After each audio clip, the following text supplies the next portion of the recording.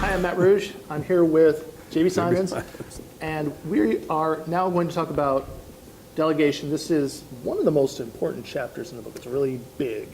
In my definition of what a manager does, Yes. the one who causes the right thing to be done, delegation is the cause component. Right. So how to delegate, and a portion of the delegation process is to understand the rights of the delegatee. Mm-hmm. Now, as a child, one of the very first questions, big questions you ask is why. That's where the name of the book came from. And that's the first couple of times they ask why, they really want to know why.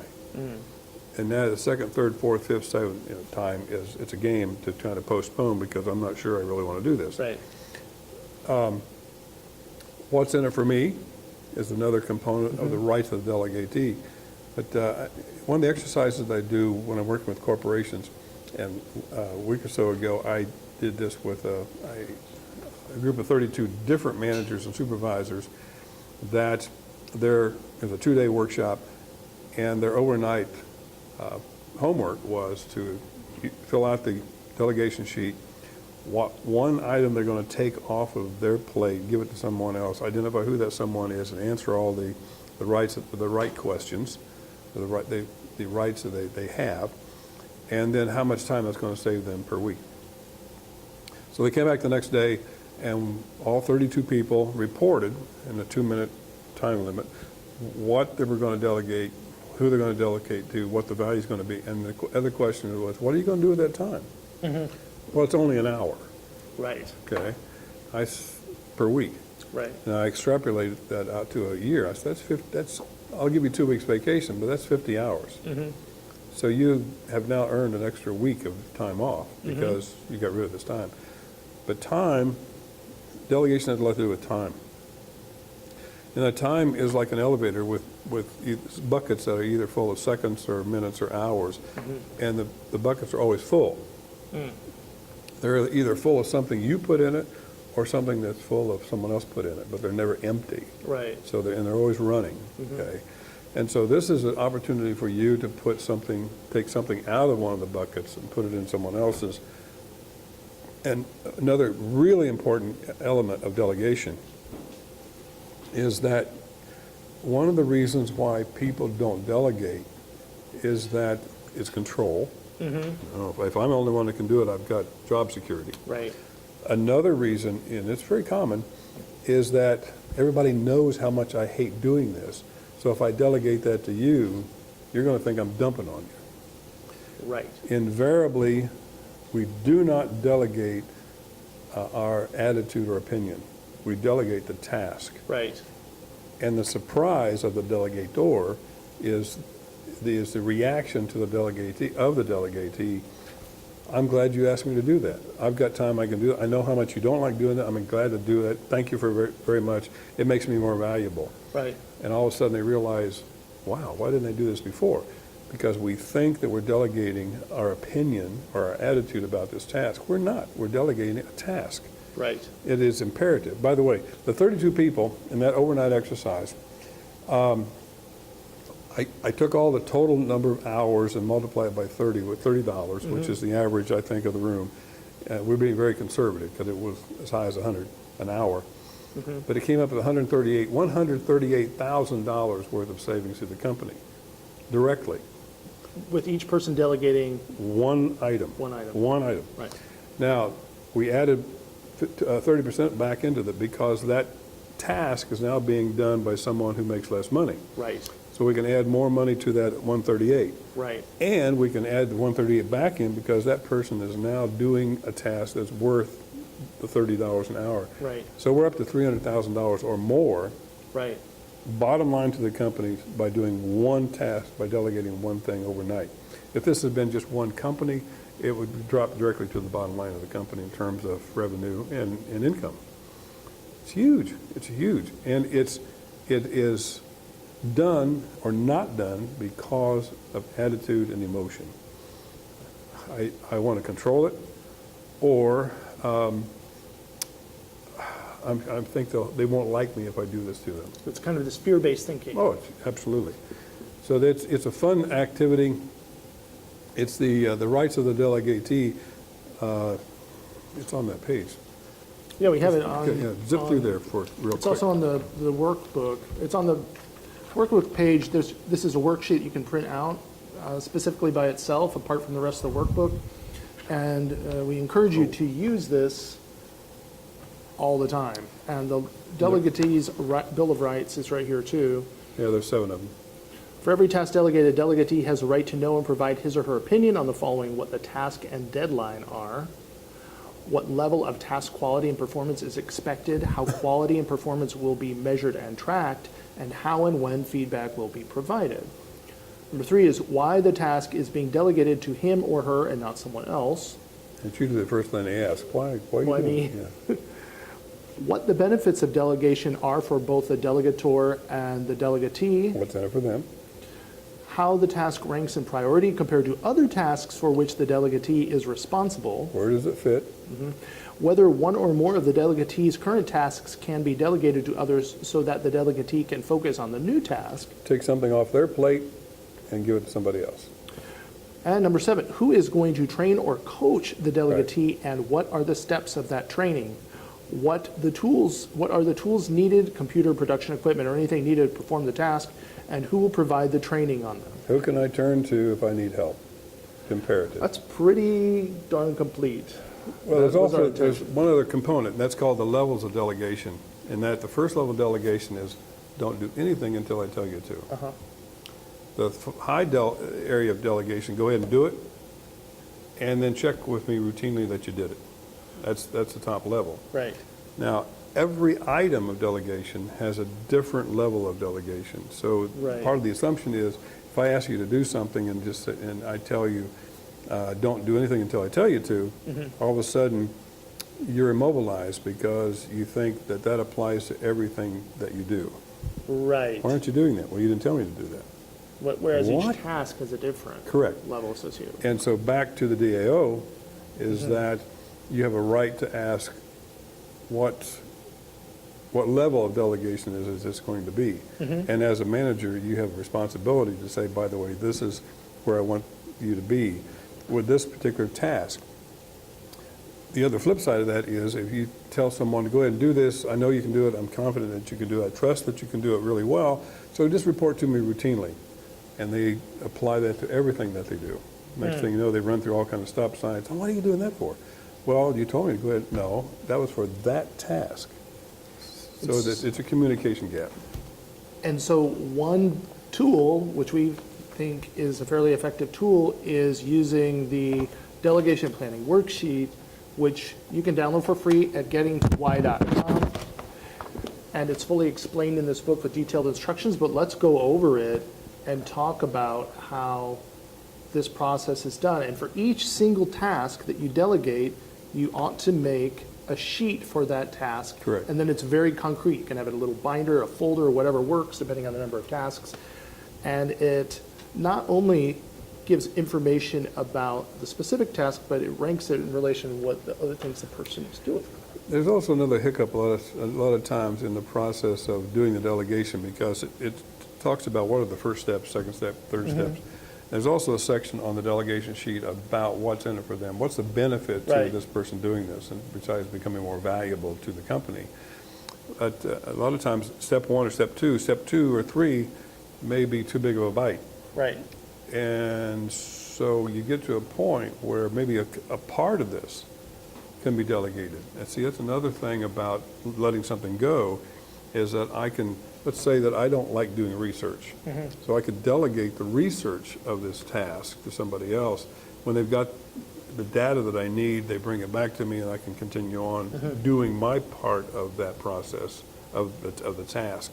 So there's synergy there. Right. You see how all this is kind of working together to making things happen. But delegation is a powerful, powerful tool, and it is extraordinarily valuable to any environment. Okay, is that there's one other piece here, is that when you don't delegate, what message are you sending sometimes? I don't trust you. I don't trust you. And we learn that early on when we see our mom or dad doing something, and we'd kind of like to learn how to do that. And we ask, I remember saying this to my dad, why don't you let me do that? What's the matter, don't you trust me? He immediately said, no, that's not it. I know you're busy. I know it would take time to do it. By the time I can do it, by the time you do it, I can have it done 3 times. So, yes, but if I do this 3 times, pretty much I'll be up to your speed and you can do something else. And that's true. Yes. It's going to cost you more. However, if I'm being paid $10 an hour and you're being paid $30 an hour, I can try this, I can fail this 3 times before I'm equal to you in terms of your own delegation. But he said, I said, subconsciously, Freudian slip kind of thing, what's the matter, don't you trust me? They didn't respond to the task. They responded to my comment about trust. Right. And so, boys and girls, that one of the messages you do not want to send is the reason why I'm not delegating you is because I don't trust you.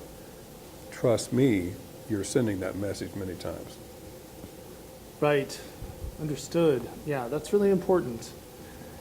Shall we just go through the worksheet? Really Sure, quick? go ahead. Yeah, okay. So we'll start at the top here. We have delegatee, obviously, delegator, today's date. We have the task, very important. We have the deadline, quality and performance expectations and measurements. This could be a sales figure, it could be Metric. a metric. It's a metric of some sort. Quality and performance tracking system. How are we going to do it? Where's the scoreboard? Whether it's a chalkboard in a room somewhere or it's a sales report that gets put out, put that here. Feedback providers obviously the delegator is usually going to be one, Yep. but isn't necessarily the only person. You may have like customer feedback that gets taken into consideration, things like that. How are we doing? There's a really strong phrase that I like to teach. What meets or exceeds the expectation of the company or the organization? What meets or exceeds the expectation of this? Because people who are perfectionists don't know how to stop. Right. Okay, so they can continue to go on and on and on. And so we need to identify what is it that meets or exceeds the expectation of this particular task on behalf of the company. And once you hit that or exceed a little bit, then you can go ahead and ask for improvement. But helping people who are perfectionists or people who tend to be at the other extreme, how do I know how do I know that I'm winning? Right. So we paint them a picture, much like the canvas on top here. Right. The blue. Is that what meets or exceeds the expectation of this organization, this group? It has to be included. Right. What's in it for them? By the way, I like this. This is Appreciate fascinating. that. The reason for choosing the delegatee, because you're the only person who can do it, or you actually have certain skills. No, I hate that allow you- them. I hate them. I just want to dump on them. Yeah, we want to avoid that. And then we have benefits. We talked about benefits in the recent chapter. Benefits are always very important to specify because otherwise the motivation isn't going to be present. The benefits to delegatee, benefits to delegator. Yes. Okay. What's in it for me? What can I do more of now that has equal value of my time and talent? Right. We have task priority and delegation level. The delegation levels are on the reverse of this sheet, 1 to 5. We just briefly mentioned those. The priority rank, the new task is going to be obviously a task. We have up to 5. You can obviously add more pages if necessary. And that really makes things quite concrete. This is your most important task, or The top three. This is the least important. Can this task be delegated? You might notice that, and then this causes you to look at the delegatee's current task as you're filling out this sheet and say, is there something this delegatee can pass on to someone else? And you have these tasks concretely in mind. It's really important. Yes or no. Then we have training and tool plan. Training step or tools that are going to be necessary, the trainer, the target date completed, provided. So it's really all here on one side of an 8.5 by 11 sheet of paper. Put that on your desk. Follow through on it. Take a look at the task that you're currently doing. Yeah. Here's a list of all the tasks that I do. And there's a time management kind of thing to list all the tasks. And I tell you, you'll be surprised at all of the tasks that you do on Right. a daily basis or a weekly basis. There's a huge number. Mm-hmm. And if you look at it, and here's a time management exercise. What are the top 5 or 6 things that you get paid to do? Mm-hmm. I'll repeat that. What are the top 5 or 6 things that you get paid to do? Now, for the next 3 days, I want you to track your time, preferably every 15 minutes, but every 30 minutes at least. Every 30 minutes, what are you working on? Right. Write that task down. Mm-hmm. And then Compare. accumulate all the tasks in those 3 days. Yeah. How many of those tasks actually ended up in the top 5 or 6? Right. Less than 10% usually. Really? Yeah, at the most 20%. Wow. And that, what's taken it away? But now you got a list of the tasks that, gosh, 25% of my time is on this task, which is not even in the top 5 or 6. Right. Get rid of it. Delegate it. No, well, maybe. Or eliminate it. Eliminate it. Number Yeah. 1, would this be eliminated? Number 2, can I delegate this, or at least Right. part of it? Number 3, do I have to do it myself? Right. That's third on the list. Mm-hmm. So you got 2 options of eliminating this task. Mm-hmm. First one is, why are we doing this? Mm-hmm. Now, there's a, I think there's a play about a city about going to a like San Francisco or St. Louis in terms of why are we doing this? Because we've always done it before. Mm-hmm. We were stuck on it. And I'll come up with the actual name, but the concept was the whole family gets up and goes on on a day trip that they didn't have to do because they misunderstood. The whole communication breakdown, communication, cooperation, understanding, and they're sitting back on the porch when they're done and say, why did we do that? Well, I thought that's what you wanted. That's not what I wanted. Oh, yeah, I It's remember you awful. telling the story. The people weren't communicating. Yeah, They it's ended up awful. all doing something that they weren't, none of them No was one wanted to do interested it. in. That's right, but they all went. All right. Next thing? The next thing is, well, that's it. This is, I'm really proud of the book because I think we have some tools that are very concrete and useful. And I would say this worksheet is definitely worth the price of entry. Not to give a sales pitch. Oh, yeah, but I think I this agree. is Yeah. an incredibly strong tool. The next is personal succession planning. That's one of the things that we can just chat about right now, that in the process of personal succession planning, you look at the 7 areas of life, where you want to be, and used to I could say, where you want to be 10 years from now. Now I say where you want to be 3 years from now. Mm-hmm. Because things are changing so rapidly Indeed. that the options are just unfolding. That please don't ask a child, what do you want to be when you grow up? Please don't ask that. Ask them, what excites you Mm-hmm. about some of the things that you've seen or heard? Mm-hmm. What would you like to do? Right. Not what do you want to be when you grow up? What would you like to do? Right. So it gives them an opportunity to sit back and look at this expanding universe of opportunity. Mm-hmm. The jobs that are, many of the jobs that existed 20 years ago don't exist. Mm-hmm. And another example of that is go to the grocery store. At least 20 to 40, depending on what aisle, 20 to 40% of the products on that aisle are less than 2 years old. Mm-hmm. They're new. Right. And what happened to the old stuff? So unless you're talking about Tide, it's still there. It's been around for, what, 70 years, something like that? A long time. And I like what Tide has done with marketing. Because they for years now, for at least 50 years, they call it new and improved. Yeah. It's either new or it's improved, but it's not new and improved. We know that 15% of the population will buy something new. Mm-hmm. 60% will buy something that's improved. So what's that equal to market share? Potentially 75%. It's brilliant, Okay. but it's an oxymoron. Okay, it's marketing. Right. So this is new and improved. Enjoy it. And I thank my partner here for helping me and getting this stuff out of my head and down on papers. So Thank you, JB. my pleasure.